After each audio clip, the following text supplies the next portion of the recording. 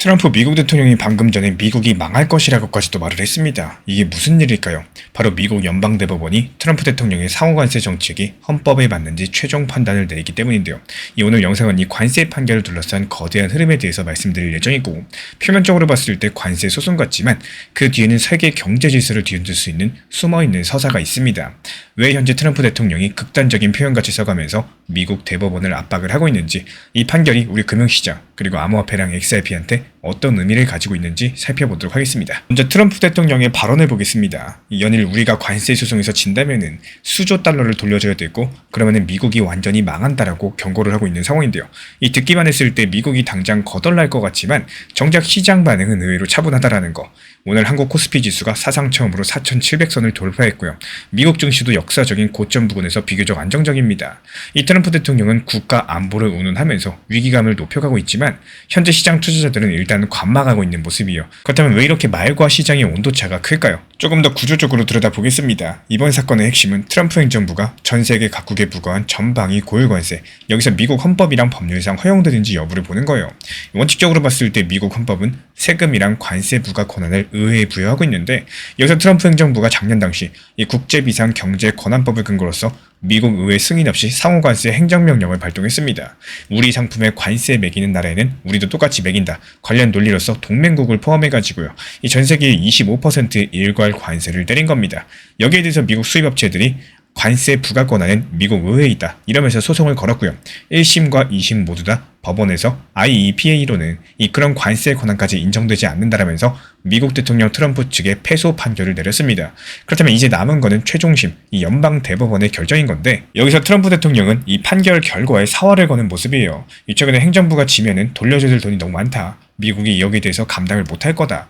대법원이 우리한테 불리한 판결을 내리면은 미국이 망한다라는 등 여러 가지 극단적인 표현까지도 써가면서 여론을 압박하고 있습니다. 그만큼 환급 문제가 크다라는 건데, 실제로 어떤 숫자일까요? 현재 미국 언론들은요, 이 환급 규모를 약 1,500억 달러, 218조 원 정도로 추산을 합니다. 하지만 트럼프 대통령은 그것은 언론이 모르는 부분이 있다면서 실제 부담에 대해서는 그 10배, 즉 수조 달러에 달할 거라고 주장을 합니다. 각 국가의 기업들이 관세 때문에 미국에 공장을 짓고 설비 투자한 비용까지도 고려해봤을 때 그 정도 천문학적인 숫자가 나온다라는 논리인데요. 여기서 그 돈을 누구에게, 언제, 어디로 이렇게 환급을 해야 될지 파악하는 데만도 수년이 걸릴 것이라면서 이 체제 혼란을 경고했습니다. 급기야 미국은 완전히 망하게 된다라는 말까지도 했는데요. 그렇다면 진짜로 이 판결 하나로 미국이 망하느냐? 당연히 그 정도로 단순하진 않습니다. 먼저 두 가지 시나리오를 설명드려 볼게요. 먼저 관세 부과가 위헌이라는 판결이 나올 경우, 이렇게 되면 즉시 트럼프 행정부의 관세 정책은 법적인 근거를 잃어버리고 효력을 상실합니다. 미국으로 들어오는 수입품에 붙던 추가 관세 15에서 25% 정도가 사라져버린다는 건데, 단기적으로 봤을 때 미국 소비자랑 수입업체들은 수입 물가 부담이 확 낮아지겠죠. 인플레이션을 잡고 있던 연준 입장에서는 예상하지 못한 지원군을 얻는 셈인 거고, 실제로 몇몇 경제 분석에 따르면요, 이렇게 관세가 철회됐을 때 미국의 근원 물가 상승률이 0.2에서 0.3%포인트 낮아지는 이런 효과도 기대가 된다라고 해요.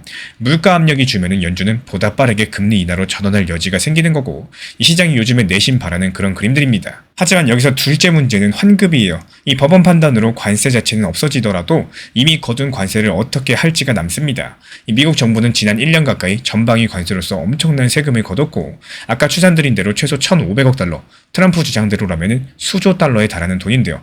이런 것들을 돌려줘야 된다. 그러면은 그 자금 조달이랑 절차가 새로운 숙제가 된다라는 거. 이게 미국 정부로서는 잡혀있지 않은 돈을 구하려면은 국채 발행까지도 늘릴 수밖에 없습니다. 이미 미국의 재정 적자는 팽창 국면인데 여기에 추가 부담이 얹어진다. 그럼 채권 시장이랑 통화가 예민하게 반응할 수 있겠죠. 여기서 미 국채 10년물 금리는 현재 4%대로서 비교적 안정적인 수준인데, 이 환급 이슈로 인해 가지고 국채 물량이 급증할 거란 전망이 퍼진다. 그럼 금리가 다시 뛰어오를 수도 있겠죠. 이렇게 달러 가치까지도 흔들릴 수 있습니다. 최근에 달러 인덱스는 98선까지 내려와서 2년 만에 최저 수준인데요. 미국 정부가 수백조 원을 외국 기업들에게 돌려주는 이런 사태가 오게 된다면은 달러에 대한 신뢰도가 강력하게 타격을 받을 거고, 위헌 판결 시에는 단기적으로 물가 안정이랑 금리 인하 기대라는 이런 호재, 또 동시에 미국 재정 악화랑 달러 약세 가능성이라는 이런 잠재적인 악재가 같이 나타나는 복잡한 그림입니다. 반대로 관세 부과가 합헌이라는 판결이 나오면요, 상황은 또 달라지게 될 겁니다. 일단 트럼프 대통령은 크게 고무될 텐데, 본인이 밀어붙인 정책이 완성을 거두는 거니까요. 당장의 환급에 대한 걱정도 사라지고요. 기존의 관세 수입도 계속 유지가 될 겁니다. 표면적으로 봤을 때 미국 경제에는 이득 수익처럼 보일 수 있겠지만요. 하지만 이런 경우에 저는 조금 더 깊은 파장을 경계하셔야 된다 생각을 해요. 이 바로 국제 신뢰의 문제입니다. 하원 판결은 곧 앞으로도 미국 대통령이 맘만 먹으면은 의회 동의 없이 무역 보복 관세를 때릴 수 있다라는 선례를 남기는데요. 이게 동맹국 입장에서 봤을 때 미국과 맺은 무역 합의가 또 언제 깨질지 모르는 거고, 불리하면은 비상사태를 선포해서라도 일방적인 조치를 할 거라는 의구심이 커질 겁니다. 이런 것들이 장기적으로 봤을 때 미국에 대한 신뢰 하락, 그리고 타의 미국 무역 질서 모색으로 이어질 수가 있다는 거. 한번 예를 들어볼까요? 한국, 일본, 유럽은요, 이 서로 협력해가지고 미국 의존을 줄이는 무역 체계를 강화할 가능성이 있습니다. 이 중동 산유국이나 브릭스 국가들, 달러 대신에 다른 통화로 거래하려는 시도를 가속화할 수가 있습니다.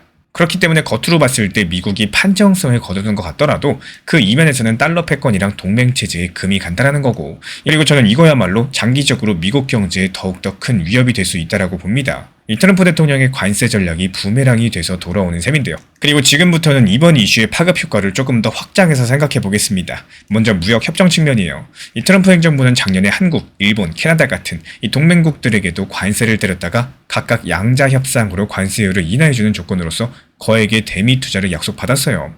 한국이 관세를 25%에서 15%로 낮추는 대신에 3,500억 달러 투자 MOU를 맺었죠. 그런데 대법원에서 관세가 위법이라고 판결난다. 이런 약속들의 근거가 흔들릴 겁니다. 관세도 없는데 우리가 왜 그 투자를 이어가야 되나, 이런 문제가 생길 거고, 반대로 관세가 적법하다고 확정되면은 동맹국들은 미국이 앞으로 또 요구할지 모른다라는 압박감을 느끼게 될 겁니다. 결국에 어떤 식으로든지 간에 이미 체결된 무역협정의 불확실성이 커지는 이런 효과를 낳게 된다는 거예요. 그리고 두 번째 파급 효과는 공급망에 대한 재편입니다. 이 글로벌 기업 입장에서 봤을 때 관세 리스크가 현실화된 이상 이 생산이랑 공급 전략을 바꾸지 않을 수가 없어요. 관세를 피하려면 핵심 생산 거점을 미국이나 관세 우대국으로 옮겨야 되는데, 실제로 트럼프 행정부 관세 부과 이후에 일본 기업들은 동남아로, 또 미국 기업들은 멕시코로 생산 기지를 이전하는 움직임이 빨라졌습니다. 이번 판결로 관세 부과가 계속 가능해진다면요, 이런 리쇼어링, 자국 회귀랑 프렌드 쇼어링, 우방국으로 이동하는 이런 흐름들이 더 가속화될 거라는 거. 이 전 세계 무역은 효율성보다는 안보랑 블록화 논리가 앞서는 방향으로 구조 변화가 일어나겠죠. 그래서 세 번째 파급 효과는 국제금융이랑 통화체제예요. 이 미국이 관세 환급을 위해서 천문학적인 자금을 풀거나, 그리고 관세를 무기화해서 자국의 유리한 무역 질서를 강요하게 된다면은 여기 따른 반작용으로 달러 패권에 도전하는 이런 움직임들이 힘을 받을 수가 있습니다. 요즘에 중국, 러시아를 비롯한 브릭스 국가들이 비달러 무역 결제를 늘리는 노력을 하고 있는데요. 이 미국이 이런 식으로 신뢰를 잃어버린다. 그 노력에 동참하는 나라가 많아질 수가 있다는 거. 유럽도 미국 눈치를 보면서도 한편으로는 유로화 국제화를 더 추진할지 모르겠습니다. 이런 흐름들이 당장 현실화되진 않더라도요, 일단 한번 방향성이 잡히면은 장기적으로 누적되는 힘이 상당히 큽니다. 달러 중심의 글로벌 금융 질서가 서서히 다극화되는 이런 시나리오가 현실로 다가올 수가 있다는 거예요. 저는 개인적으로 봤을 때 이번 관세 소송 판결을 계기로서 세계 경제의 판이 미묘하게 바뀌고 시작한다고 생각을 합니다. 이 트럼프 대통령의 격한 발언들은요, 겉으로 봤을 때 우리 미국 큰일 난다, 뭐 이런 식이겠지만, 이걸 역으로 보면은 미국 스스로 자초한 위기이기도 해요. 관세라는 칼을 휘둘러서 단기적인 이득은 얻었었지만 이제는 거기에 따른 반동으로 동맹의 믿음, 달러 체제의 생채기가 가고 있습니다. 이 대법원 판결이 어떻게 나오든지 간에 이미 한번 깨져버린 신뢰는요, 예전으로 다시 돌아가기가 어렵습니다. 저는 이런 것들을 국제금융질서 재편의 방아쇠가 당겨졌다, 이렇게 표현을 드리고 싶어요. 어느 날 갑자기 세상이 달라지는 건 아니에요. 하지만 이번 일을 기점으로 세계는 더 이상 미국만 믿고 의존하지 않는 이런 새로운 방향으로 조금씩 움직이게 될 겁니다. 그리고 그 빈틈에서 새로운 기술과 대안 시스템이 부상할 가능성이 크다라는 거. 블록체인 기반의 결제망, 또 CBDC, 탈중앙화 금융, 이렇게 여러 가지로서 우리 신사철에서 늘 이야기 드리는 미래의 금융 혁신들이 바로 그런 대안들입니다. 관세 전쟁의 부메랑이 뜻밖에도 이 디지털 자산이랑 혁신 금융에 기회를 열어줄 수 있다는 게 저의 관점인데요. 그렇다면 이런 거대한 변화 속에서 암호화폐 시장은 어떻게 될까요? 단기적으로 봤을 때 관세 판결이라는 이벤트의 위험 자산으로서 이 비트코인을 포함한 암호 자산도 영향을 받는다는 겁니다. 예를 들어가지고 대법원 판결 직후에 이 시장이 혼란에 빠진다면 비트코인 가격이 출렁이겠죠. 반대로 판결이 명확해져서 불확실성이 해소된다면 증시랑 함께 코인 시장에도 안도 랠리가 올 수가 있겠습니다.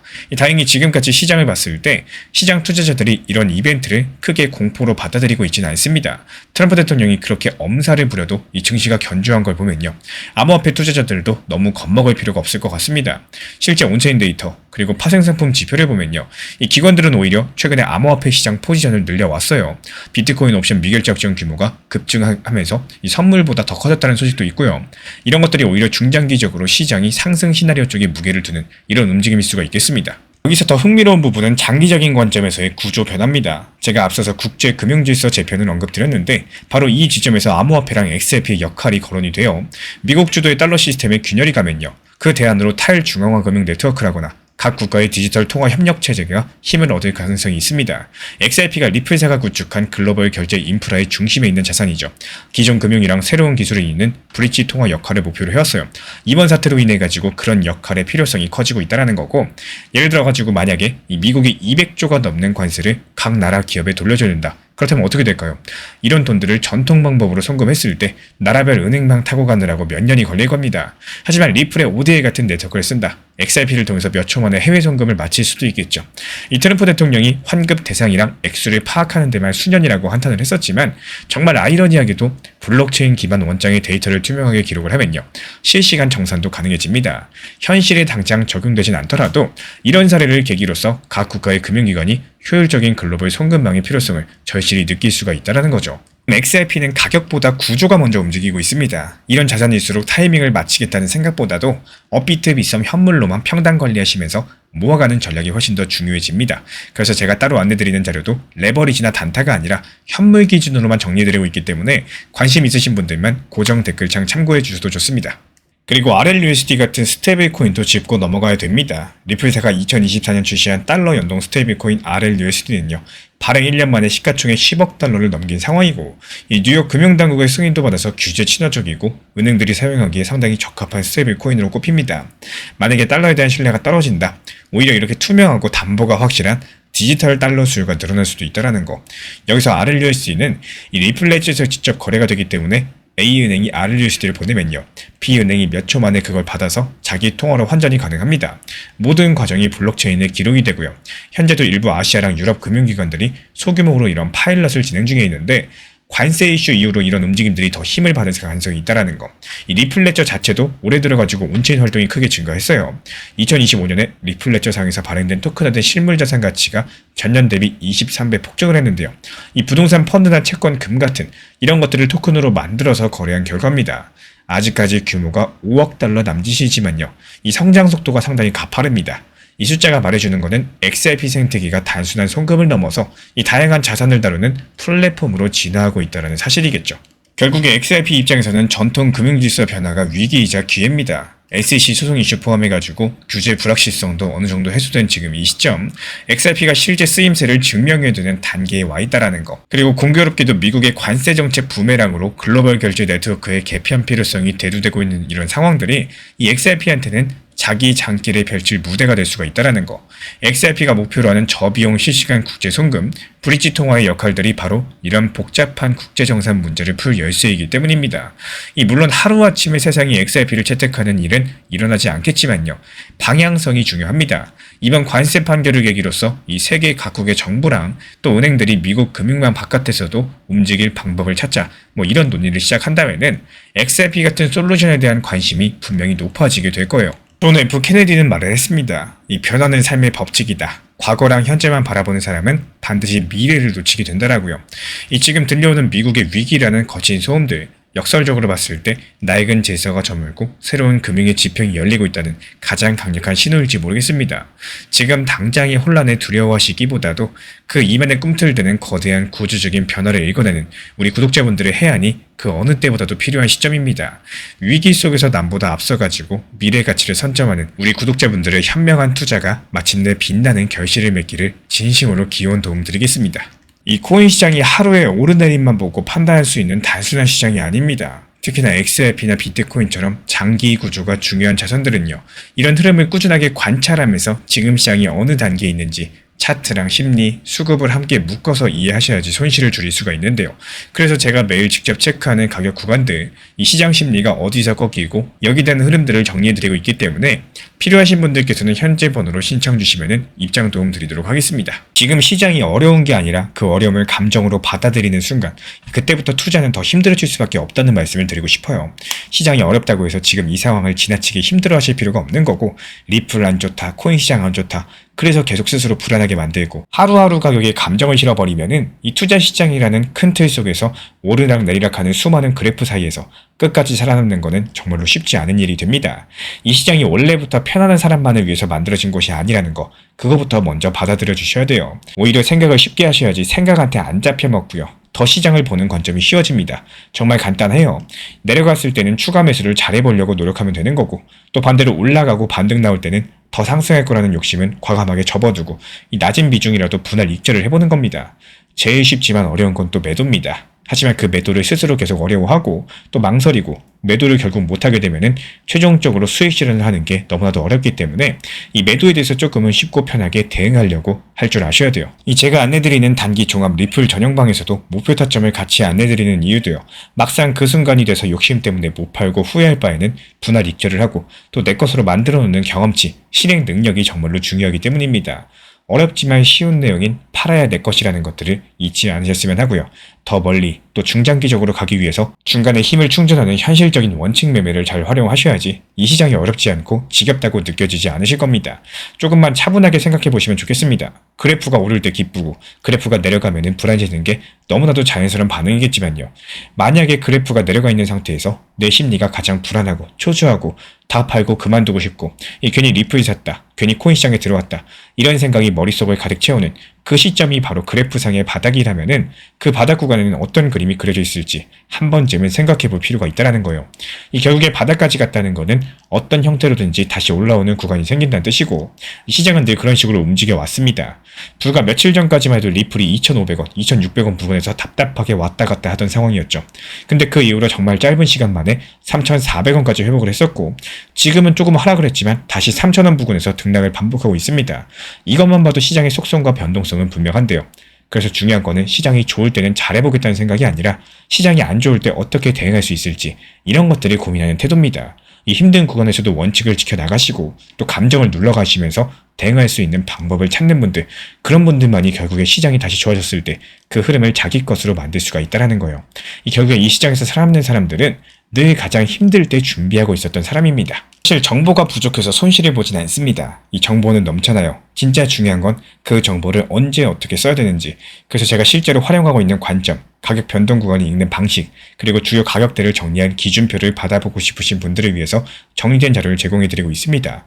필요하신 분들은 현재 보이는 번호로 문자 신청 주시면 되고요. 제가 안내해드리고 있는 코인 신사 채널 멤버십 전용방에 대해서 짧게 설명드려 보도록 하겠습니다. 리플, 암호화폐 시장에 대한 중요한 이슈, 그리고 브리핑이나 시장의 흐름에 대한 전문적인 분석 내용 설명과 함께 차트상의 기술적 분석, 온체인 지표와 투자 심리에 대한 내용들을 같이 안내 도움드리고 있고, 가장 중요한 투자 심리를 컨트롤하기 위해서 포트폴리오의 구성에 대한 노하우, 투자 심리 컨트롤에 대한 내용도 같이 안내드리고 있습니다. 코인 신사 스터디 멤버십 가입하신 분들께서는 아래 번호 혹은 신청 링크 통해서 남겨주시면 제가 연락드리고 있고, 안내 설명과 함께 신사 채널 리플 전용 멤버십 방에도 입장 안내 설명드리고 있습니다.